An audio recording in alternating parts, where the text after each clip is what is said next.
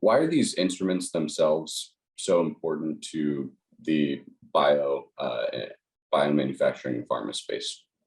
Yeah, so it's actually really important to understand because, as I said, they're very simple, but just because they're simple doesn't mean that they're not important.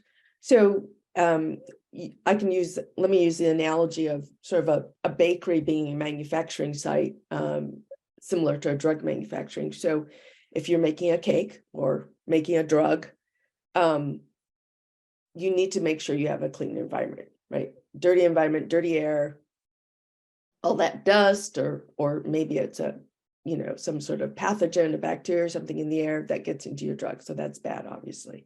Gets in your cake, that's bad. So you need a clean environment. Balances are kind of like your measuring cups and spoons. I mean, you can't make a cake without measuring very specifically the amount of the different chemicals that go into either your drug, or in the case of your cake, if you get the baking soda off or the baking powder, your cake doesn't rise.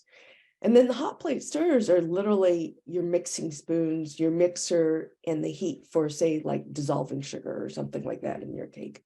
And then finally, the pH meter is really, as I said, how much acid or how basic your solution is. That is really taking the place of our taste buds. That's how we actually determine acidity in cooking.